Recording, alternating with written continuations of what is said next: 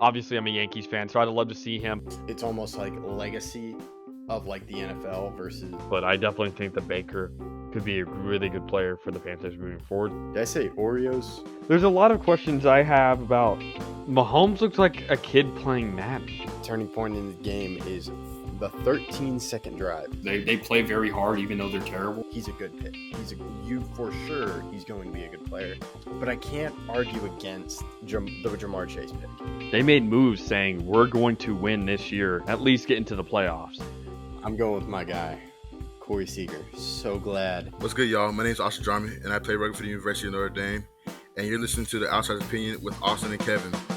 What's up, y'all? Welcome to our MLB Opinions of the Week. And this time it's talking about the buys for the postseason as it is almost here. And Austin, I'm not sure the buy really matters. I'd prefer it still because it allows you to get a break. But we have seen it time and time again, unless you're the Astros, that it's been a problem for a lot of teams not getting the buy. It hasn't been a problem. Like if you get the buy, it seems like it's a negative almost, which does still surprise me because it should be a positive, and it is usually in every other sport. Yeah, I do see the benefits of it, but thinking about needing it, I don't think it's a necessity because, as you said, a lot of teams can't struggle within it. Appears to be a negative, but I do like the idea of giving pitchers rest and not having to use your pitchers because that is really important, especially in October. A buy is never a necessity. Making the playoffs is what's a necessity, but I do think it's still preferred for any team to get more rest, and also you're guaranteed to win. You're basically playing versus no one and winning that series. So I do think it's a positive that all players are striving to get is a buy. But I also think that we'll see obviously this year. Do you think that teams with the bye will lose more than 50% of the series? Do you think that so the 1 and 2 seeds the 1 and 2 seeds get buys on both sides. So that's 4. Do you think they go above or below 50% win rate in their first round series?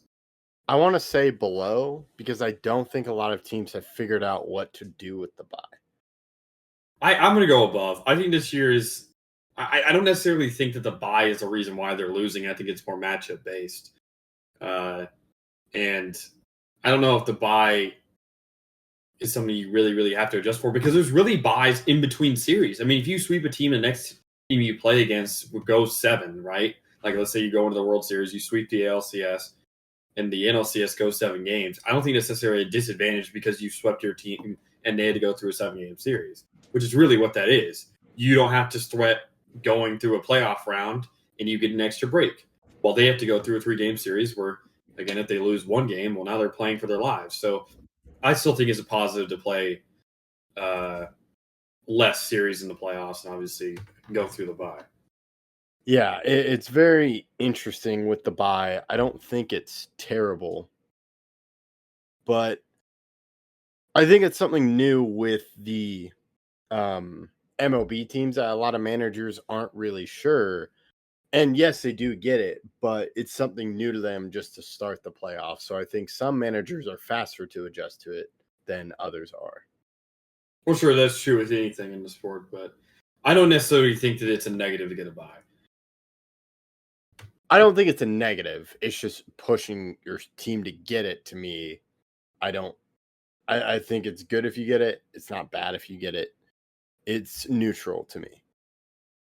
Again, but it's winning a playoff round is really what it is, right? You're winning a round by getting the bye. So I just think that it's more, again, matchup based is why teams are losing more than it is because the bye is a negative.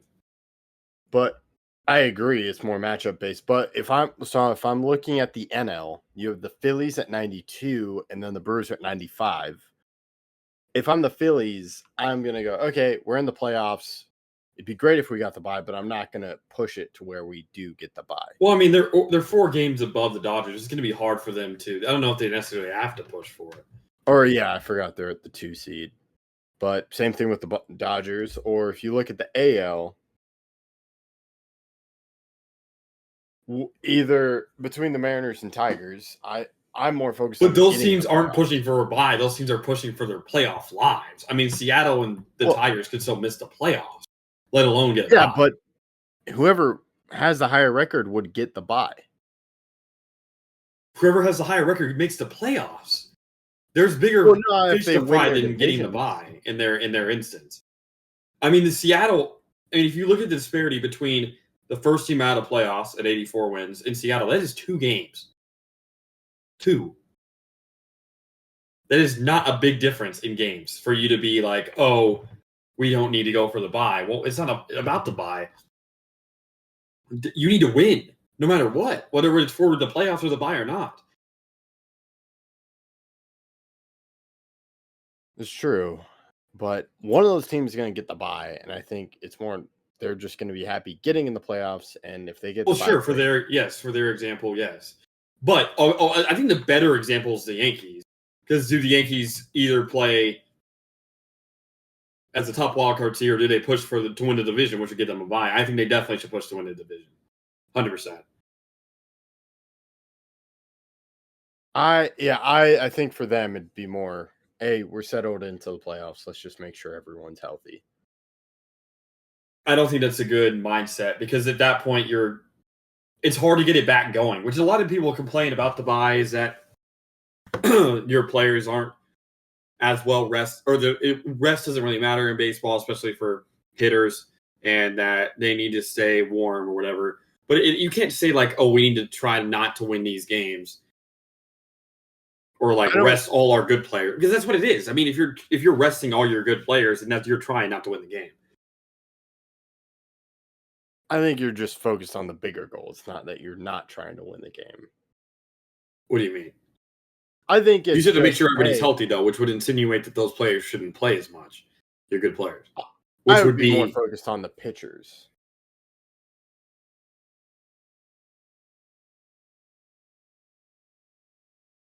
But I think a big thing for a starter is every 5 days you start. Right? So if you decide to rest them towards the end of the season, that's basically giving them a bye. Yeah. Which is, you're going to get the bye. But it's no. But it's a negative, because you're doing a bye for your pitcher, which a lot of people already see as a negative because they're not saying it's warm, because it messes up their rhythm of every 5 days you're starting. But also you have to play an extra round. If you get a bye, you are saving your pitchers, because they don't have to pitch during that series.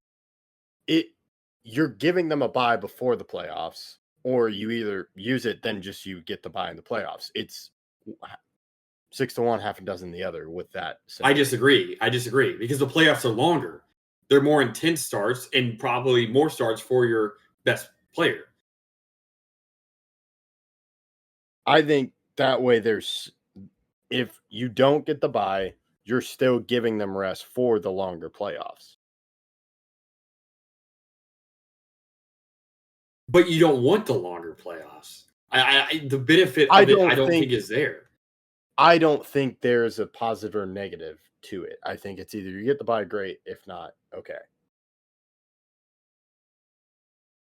But those are 3 extra playoff games that you could lose. I mean, a 3-game series is extremely tight. Like, those are series that one bad game here and your season is over. And that risk I don't want to have. That's the case it's 5-game series, but you could still lose the other series if you do get the bye. Sure, but you have a less chance of losing in a series because you play less series. Yeah, but you also are going to have home field advantage for longer. That's true, and you play less series. To me, right now, there isn't a big benefit with getting the bye in the MLB. No team has really shown, yes, this has totally worked. Only a few teams have.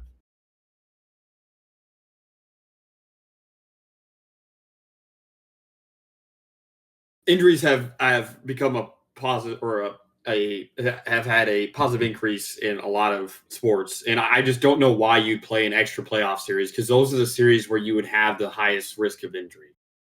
I don't see why you wouldn't just play your players regularly in the regular season, obviously, by putting your normal lineup out there and doing your best to try to get a bye so that you have less of those high-intensity matchups where you're going to have a pitcher go longer than normal.